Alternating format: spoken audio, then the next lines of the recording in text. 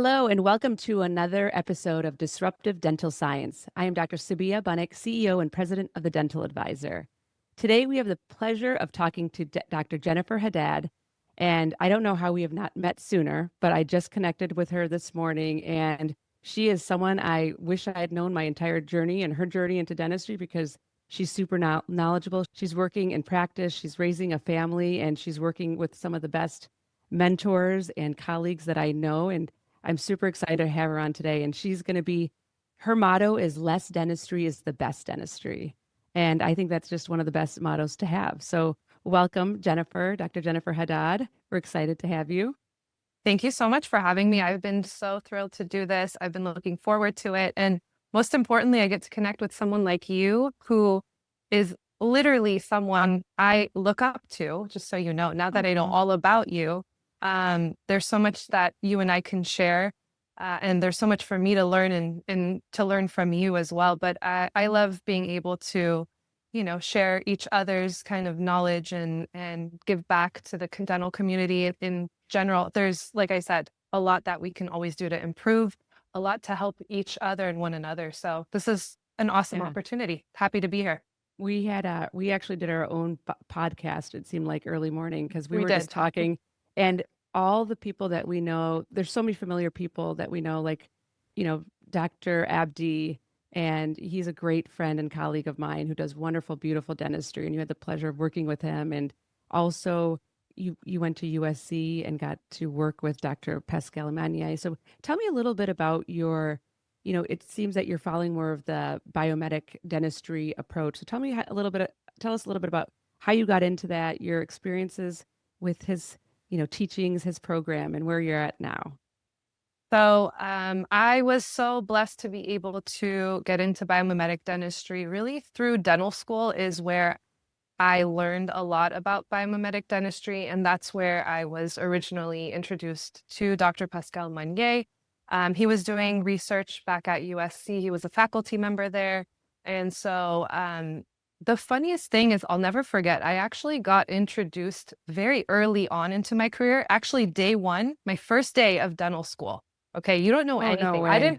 I didn't even know teeth numbers. Who did I end up connecting with randomly? It was Dr. Alvin Rosenblum, who was the one who, he's the mentor for Dr. Sameni, and Dr. Sameni bought over his dental practice. So I'll never forget Dr. Alvin Rosenblum. It's funny when I look back at kind of the journey and how I even got to this point. There's no coincidence at all because it all was, pre-planned literally by God, I would say. Yeah, definitely meant to be. Just amazing. And even being here right now and connecting with you, like how we are literally one person apart. So it's just really cool how small the world really is. But my first day of dental school, I'll never forget Dr. Alvin Rosenblum introducing me to and telling me, hey, this is a great opportunity for you to, start learning what it is that you like, even as early on as the first day of dental school. And I suggest actually taking the time to getting to know Dr. Abdi Sameni. And, he does great dentistry out in the real world. And so if you get the time to, here's his business card. I'll never forget that. 2 years later, I am in clinic and I had one of my patients who was a pretty complex case, but I was in the dean's section for clinic, and the dean comes up to me and he's like, listen, this is a very complex case. It's going to take forever for this patient to get done in dental school. I suggest this person goes to, a private practice instead of the school setting. And he gave me a couple of names, dentists that he would recommend. One of them was Dr. Abdi Sameni. So this name kept coming up, and that's where I originally met him. My second year of dental school, connected with him, saw the work that he did, all biomimetic dentistry, connected with Pascal during my, practice in school, graduated, and again, 4 years later, after dental school, the dean tells me, hey, you would be a perfect fit to be working with Dr. Abdi Sameni, and connects us because Dr. Abdi was looking for an associate. And I had been shadowing him, the whole time. And that's how I ended up being there. I was actually looking into applying for a residency or like AAGD program. And I had consulted with Dr. Rosenblum, Dr. Abdi Sameni, and he was like, listen, this could be an AAGD program for you. I could teach you what it is that you are going to be doing better than going into a residency program. And it's just more focused. Why don't you just do this instead? And Yeah. that's Here what you are happened. today. Yeah. Here I am today. It shows what they saw in you and what they must have seen something with your hand skills, the way you were with people, and just, thought that you would be great in this field and as an educator as well. And so congrats. And you've got Thank you. you were with Abdi for about 7 years, you said, correct? Correct. And then now Yes. you're in a different practice. I'm in different practice. It's been since COVID. COVID kind of changed things around. That's when I had my son. Now he's 5. It's been about 4 years, if I think about it. Wow, time flies. I know. And you've taken away a little bit of what you learned with, sorry, I didn't mean to interrupt you there. No, not at all. But you took away a little bit of, because I know what I know about Abdi is he's got a very conservative approach. Pascal has a very conservative approach. And, what we're going to talk about today is it's really outstanding what you're doing. You're, again, less dentistry is better dentistry, and some of the products and techniques that you're utilizing. And we got to touch base on some of those this morning, and you had such great knowledge to share that I want to make sure that we get kind of get into that too. But so in your practice, you're doing a lot of conservative dentistry. We talked about Icon this morning by Yes. DMG. So tell me, how that was introduced to you, what that product is like, what you're using it for, and what it's done for your practice. Icon DMG, one of my favorite products. The techniques and treatment modalities that we're going to go into, less dentistry is best dentistry. What I love about them is that, can you imagine a day and age where we are in dentistry and there's no anesthesia needed, no drilling needed? Like, how is that possible? Dentistry is all about drilling and filling and getting people numb. Like, now there are certain options that we could provide our patients that makes it more of a better experience for them, a pleasure. Like, it's something that, like, they'll go tell their friends or family about. Be like, did you know what I did today? I wasn't even numb today. Look at, I got this white spot removed today. So Icon is clearly one of those treatment options that really could be life-changing in a sense to not only the dentist, but the patient's experience as well, and for the patient. So Icon DMG has been great for, like we talked about, white spot treatments. Also, any early caries, like development, you could actually stop that from progressing. So that's also great. But mostly I've used it. It was introduced really through more of the cosmetic or the aesthetic category, I would say. There are a lot of people who have these white spots. What do we typically do? We drill them out. We put composite. We maybe will plan on veneers if there's several of them. So, some people have just beautiful tooth structure, a beautiful smile, beautiful shape, length, all of that stuff. But it's just that white spot that's shining bright when they smile. So how can we get rid of that in a very, very simple way? Well, you have Icon, and Icon is a great, great option to where, and the way I explain it to patients is, hey, there's basically a chemical I can place on your tooth. I do it a couple of times, and we go ahead and we seal the tooth, and the white spot, will basically dissolve. And that's really how I put it to patients. If it's a lesion that's deeper, typically you always have to ask the patient, okay, when did you notice this white spot showing up? And then have you had this since, like, you were born? Did you notice this when you were born, or like as your adult teeth came in, has this white spot always been there? That's going to help differentiate to the dentist whether or not this could be a successful treatment option for the patient. So if it's more of a shallow white spot, not too deep, and basically, and how are you telling how deep it is? Like, how would Rule of thumb, this is how I do it. Number one, take a polarized photo.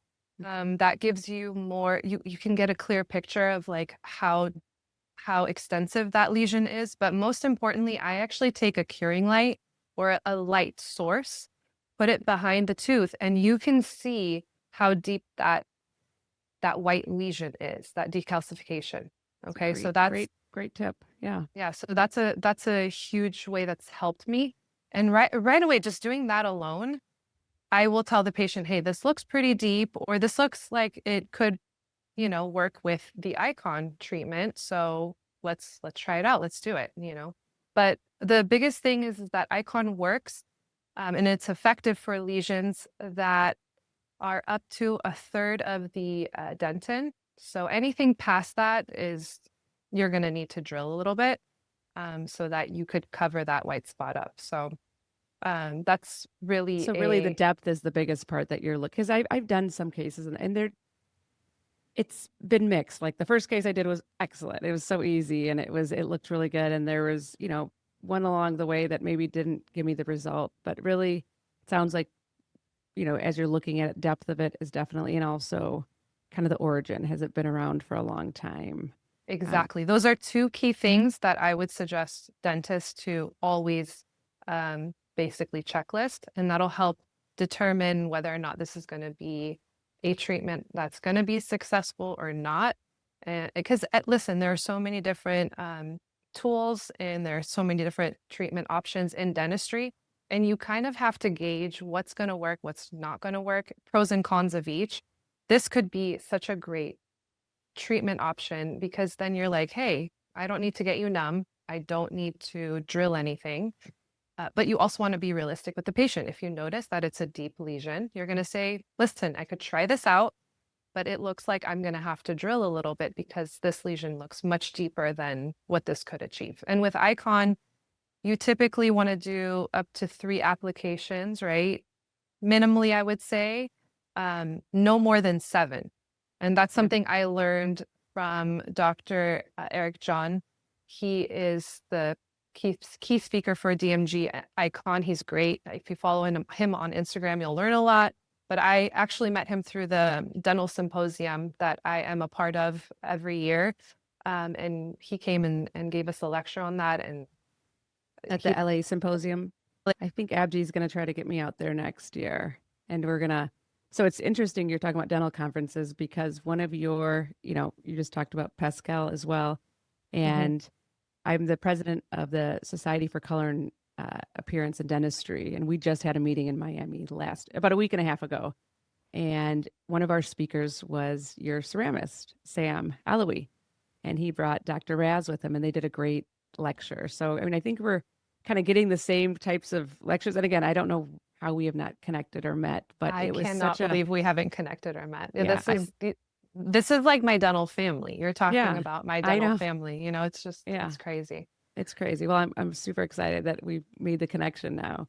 But, with Sam, what was so beautiful to watch, and this is why what I'm thinking that's going on with you, because, he brought Dr. Raz and they did this, they showed the cases that they're working on. And we all have our ceramists. I've got somebody at, Roberto, who's in New York at Synergy, who's wonderful, but we're not like side by side too. So it's still, there's a lot more, but he's, showing a case and just the communication level. And I'm assuming that you have that as well, because I think right after this podcast, you're going to meet with, Pascal and Sam. So what's interesting is that you've got this beautiful lab situation, right? You've got the best ceramist. So blessed, like literally 5 minutes down the street from my office. I'm so grateful. And then you're also learning from Abdi, who does such beautiful composite work. So you've got the best of both worlds. You got the head of the composites. Abdi can do things with composite, which is just amazing. You never know. And then you've got the ceramist and the team at Beverly Hills, laboratory. So how do you decide when a patient, you're in Beverly Hills, West Hollywood, Beverly Hills, how do you decide? So you're getting, I'm from Michigan, maybe not as much, but I'm assuming you're getting people coming to you more often, asking for aesthetic cases. So how do you decide when a patient walks in to take this composite, conservative approach versus, and you can maybe still be minimal with your veneers, but how do you decide between the two? What is your criteria to, lead you in one direction? This is a great question, and I have been so grateful for the opportunities that I have. I am very comfortable with composite veneers because of Abdi, and I have so much to owe him for that. I mean, you should see how much time he spent with rubber dam technique, and he can rubber dam anything, just so you know. Whatever situation you're in, yeah, he could rubber dam it. So and now I learned how to do it too. That's But great. he's amazing. Two veneers, which I get to work with one of the best labs, and yes, it's all about communication. It's a team effort. There's nothing that anyone can do alone. But great question. When a patient comes in, how can I either decide whether or not we're doing composite veneers or porcelain veneers? And this is a question that comes to me all the time. It's super common. What I do is I first of all look at the patient case, right? And dependent on what the patient wants, if they're sitting and they're telling me, oh, this bottom tooth is chipped, I just want to fix this bottom tooth, but I love the shape of my teeth. I love the color of my teeth. I just want to, modify a couple of areas. They have healthy tooth structure. Their teeth overall look like they're in a beautiful position, and veneers cannot make them look any better. Well, that's when we do composite veneers. If you're adding certain, you're not trying to change the color, the shape, the length. When you're trying to change color, shape, and length, that's basically my green light for porcelain veneers. Mm-hmm. And so you have to look at the overall picture, and what is it that the patient wants? And as a clinician, right, as them coming to you as your profession, knowing what I can do for them, you look at the patient and you're like, how can they look their very best? Because not everyone needs veneers. Not everyone needs a veneer. Yes, it's a beautiful product, but there are some patients, and I have them on my Instagram. People thought I did veneers on this one patient, and all my patients who come to me for veneers, they show me this one picture, and it's hilarious because guess what? I did some icon and a little bonding, and it looks more beautiful than any ceramics can make. So that's, again, it's all dependent on the you have an case. aesthetic eye too. Do you feel like you were born with this eye, like just coming, before you came into dentistry, or do you think it's something that could be taught? It's something that I definitely feel I've had innately in me. I'll tell you why. There was I think it was my third year in dentistry, where we had a lecture in pros, right? And it was our first lecture ever with the pros faculty. He puts up a lecture, he puts a bunch of slides, and they're pictures of just actors, actresses, musicians, just their smiles. Okay. Mm-hmm. And I'll never forget, this was like a little game that he was presenting to the class. And it was me and one other person that was able to guess. He would put up a slide of Tom Cruise's smile. And I was like, that's Tom Cruise. He's like, you don't understand. Basically, the concept was how smiles are part of an identity of a person or a patient. And you technically don't need to see the rest of the face to actually identify who this person is. Yeah. Which is really cool. So I guess I've been so honed on people's smiles my whole life, just looking at magazines and whatnot. But it was like, oh, that's Tom Cruise. That's Angelina Jolie. That is, Katy Perry. That is, it was insane. Especially in dental school where many of us don't get that until later, where all we do is we go to a party and we're looking at people's teeth right away. Oh, yeah. Yeah. I'm sure you can comment on that. You're looking at smiles constantly without doing it on purpose. But I'm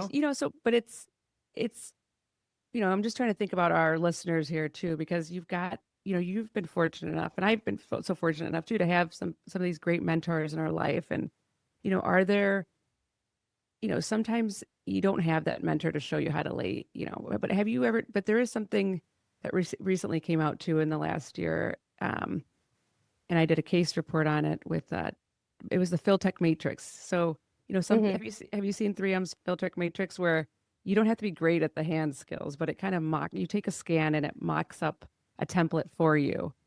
And I then haven't seen that. I have to it's kind of interesting. educate So, myself. if you're listening and you're like, oh my gosh, I want to do composite veneers, but I Mhm. don't know how. There's other techniques. There's like the injection molding technique a lot of people are doing with the Yes. GC Yes. flowable and the Crary flowable. And so it's really cool. But what you've got is something just so special. And, it was really interesting talking to you this morning too, because you told me about a couple patients with what you're doing. And I love, like, you really take this conservative, I can try to save this tooth from being drilled on approach. And you were talking about a class 4 fragment that had chipped off and, shared pictures of how it looks. And it was really beautiful.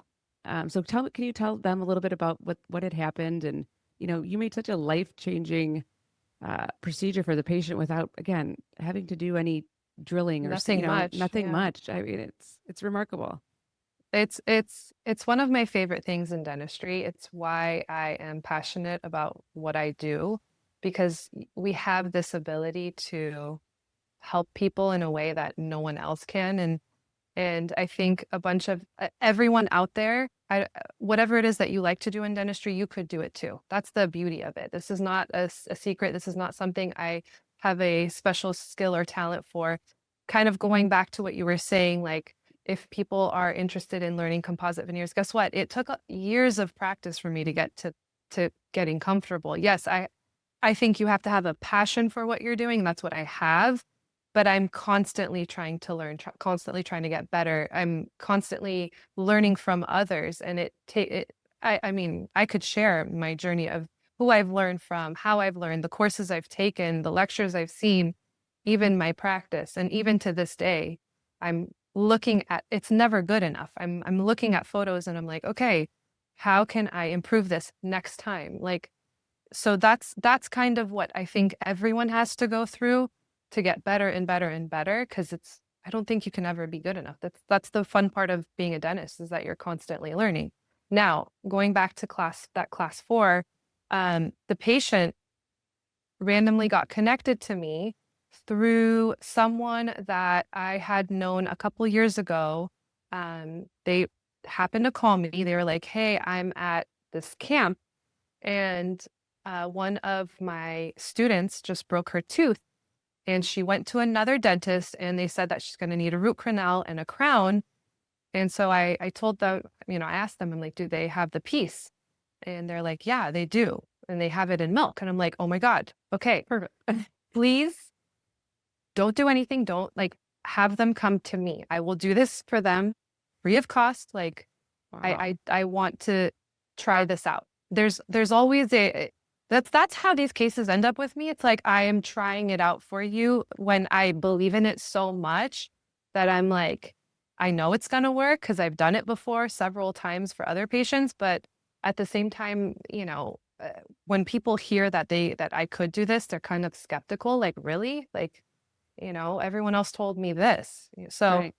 I'm like, "Come on over." I opened up my clinic over the weekend because I wanted the best bond for a fragment that just breaks is as soon as possible. You don't want to hold up, wait days and days. So brought in the patient, she beautifully had the piece in milk. And then, the patient's mom was like frazzled, and she was preparing for a root canal. She's preparing for a crown, even an implant. She was told that if all else fails, this she's what was she, 14 years old? She's so young. She has so much I mean, she has many more lives ahead of her with this front tooth of hers. So she's preparing for an implant at such a young, I'm like, calm. We're gonna try this out. Worst case scenario, you get a root canal with the piece, attached to it. Like, we're gonna take it step by step. So anyways, what you could do is you take that fragment, you go ahead and try to isolate the other piece of the tooth attached, obviously. And what you do before anything is you want to try the pieces together, because you want to visualize and see, okay, are there other parts missing before you just bond and put it together kind of for the first time. It literally fits like a perfect puzzle piece. That's how the details are so fine, and that you want to make sure that you know exactly how they fit. So Like once you fitting do a really that, thin veneer on it's even more detailed than, it's like more finer than that, okay. which is insane. Like when you do it, you're just so focused. I'll never forget. The first case I did was with Dr. Sameni, and it was on a kid that was 8 years old, and he broke his front tooth, and the mom couldn't afford any treatment. So this little boy is walking around with a broken tooth, and all the kids are making fun of him. And I had the patient that I found out from was his grandfather. So when his grandfather's telling us, we're like, please bring him in. And it was right around Christmas, so it was his Christmas gift. But we take the piece, you fit it first. Once you can visualize and see exactly how it fits, you go ahead and prepare the surfaces. So what do? You prepare the broken fragment, you microabrade it, you microabrade the piece that's attached to the patient's mouth, and then from there you treat it like you're preparing a veneer. So, but you have now both pieces have obviously enamel, dentin. So you're going to etch, prime, and bond. And the way that I was taught was the bond is not cured on both ends. You're going to go ahead and fit the pieces together just like you did earlier. And then once you're secure and you know that the pieces are exactly where they should be, then you go ahead and light cure it. So here, Once you if you're under this yes, technique, she's not using any composite material, literally just bonded and bond, fitting it perfectly together. I mean, she had to tell me this twice this morning. That's why I'm repeating it, because it doesn't even almost make sense that this could work, but it does. it's Because bond. That's it. If I show you cases that are old, it's been 4 years now. I have cases 7 years out. Like, it's crazy. It's just OptiBond FL, by the way. We want to know specifically what bond. And you said you also the Carrari's Clearfill SE Protect. Too, yes, right? I do use. So there was one that I did use because the patient was very sensitive and there was a little nerve exposure, a little bit. So I ended up using Clearfill SE Protect because then I can go ahead and, yeah. So you put don't the have pieces together and then light cure it. Light cure it. Now that you have that secured, there's obviously always little fragments that are missing when there's ever a broken tooth. So with that, I go ahead and I seal it with, I've used GC Color, Composite, Genial Accord.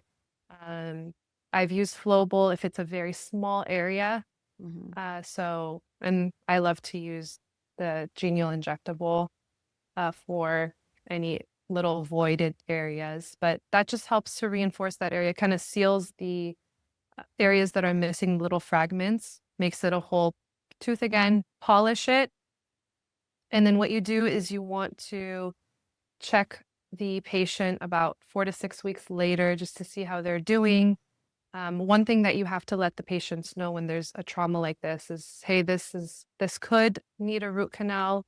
If the nerve was exposed, for example, or if the tooth darkens over time, that's another thing that they should know. Anytime there's a patient that's had trauma when they were younger, it could manifest years later, right, to becoming kind of a dark tooth. So that's where you say, okay, well, once that happens, we move on to the next step. All else fails. If it comes off, we can rebond it. If you lose the piece, then we can maybe do a composite bonding on that. I mean, there's so many, you can increase the lifespan of this tooth. I mean, I think what you do is such a service and you're not scared to do it and it not work because you're being completely upfront with the patient. You're saying, look, I think I've had great success with this. I'm not going to have to do anything else. And like you're having those conversations. I do feel like, in general, our profession is scared to try some of these conservative approach. They're so scared. It's like automatically, okay, you're right. Like this 14-year, I have a 14-year-old, and to think something happened to her front tooth and to think that we have to go and wait. And, we've had those patients in our office where they're missing laterals. I mean, it's a lot. It's a lot on the kid and we're trying to do the best we can. But if you can, do whatever you can to save the tooth for as long as you can, like what you're doing and just I think the takeaway from what the stories you've told me even this morning is really being upfront and having that conversation early on, and people will have faith and, trust in you. And if it doesn't happen to work, then, you've already disclosed that, but you're giving it your all and doing the most conservative treatment. And then you told me about one more case too, where, because these are those cases, those are crazy. Patient comes in, It's just so fun. root canal tooth and broken off at the gum line. And of course, it's got to be number 8 or 9, right? Of course, it's a front tooth, right? And discussing, being upfront with the patient. It's a huge part of dentistry. A lot of people, a lot of dentists are not comfortable with these types of treatment modalities because they could be too conservative to where, A, let's talk about it, finances, right? Maybe that's not going to make them so much money. B, it puts them at a higher risk of being there's a whole blame game, right? Like, oh, well, you decided to do this treatment for me. And guess what? I paid you for this, but guess what? It failed. It's your fault. Right. And dentists, that's a lot of stress on a dentist. Like, we also want to do something. We want to do it well. We want the patients to be happy. Like, that gives us, a sense of gratification, right? With what we do with our profession. But when we're put in this position of like, hey, your tooth is broken at the gum line, you have just the root that's hanging in there. We could maybe build it up, but guess what? You're probably gonna have the same situation happen. Hey, by the way, the patient has a deep bite, so there's Like so all the many things. factors, right? Yeah. That you're like, this is not gonna last you. So hey, you're gonna have to go the implant route, and that's really what happened recently. I have a friend who ended up going through that, had a root canal done through a crown on number 9 a couple months ago. It just broke off recently, went to a dentist, and, they were upfront with, hey, we could do a buildup, or we could go ahead and extract the tooth, place an implant. That's going to be a longer lasting solution for you. Of course, the patient likes the longer lasting solution. Why wouldn't they? So he ends up getting a flipper for the front. It's a little retainer. The patient cannot tolerate this retainer. It is causing him to gag. He can't enjoy meals. He has to take it off when he eats. So he has like this missing front tooth while he's, at dinners with friends, family. He started feeling very like defeated in a sense. So the other option was, hey, let's make you an Invisalign retainer and then fill that. But again, we know this, right? How do you eat with that? I mean, the flipper would be a better option at this point. So that's where, when I saw, my friend sent me the photo and I looked at it and I go, oh my God, this is so perfect. If I could just build it up, it has a lot of enamel, like a crazy person. I don't know if dentists would agree with me because it was broken at the They're like, there's so much enamel. Oh my God. I love it. I love it. I need to share this picture with you guys because most people we're imagining it. But there's never so much enamel. Like how excited I was. I was like, oh my God. And it has an existing root canal already. Like, beautiful. I could totally build this up with Everex Flow. It's a fiber reinforced composite. Like, oh my God. Like, I was at a lecture that Pascal gave like 5 years ago at USC to faculty members. I was a part of that. And it was a study, and he showed that for any case like this, he was able to do a buildup. So what he does is he removes 4 millimeters of the gutta percha, and then he does a little prep. It's called an internal donut. So right around the canal, you prep basically for additional retention. It's kind of like a reverse buildup in a sense. Then you go ahead and you etch prime bond, and you use, instead of a fiber post, right? We had cast posts, we have fiber posts. Well, guess what? Now you can use this fiber reinforced composite. This is the GC Everex. GC Everex. Yeah. Flow. And well, we have there's some flow dental and there's advisors posterior. studies. Yeah. Good product.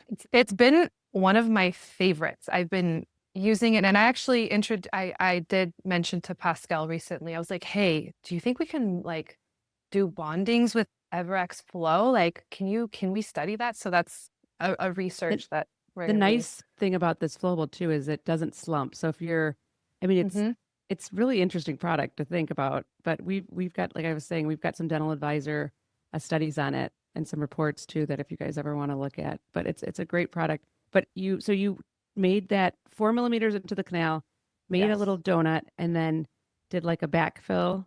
Exactly. I just backfilled it all the way. And that's why I like Flow. When I was talking to my colleague, Dr. Murdad Raz, he did suggest Everx posterior. So that comes in a capsule. I didn't have it. So that's where I ended up using Everx Flow, which I love again, because it's a really nice, again, with the backflow, built it up and then cured it and then went ahead and prepped the buildup. It was so amazing. I mean, I have the photos, but prepped it like a crown. And at that time, I actually CEREC'd the What did you? Okay. at number 9. If you see like the neighboring existing veneers and crowns, they were very basic, very much like a CEREC type of a situation. So it was perfect. It was great. And I have great bondability, right, with the fact that I didn't need to temp it or anything like that. So I printed the crown itself, and then I was able to immediately seal it and bond it to the buildup that I had.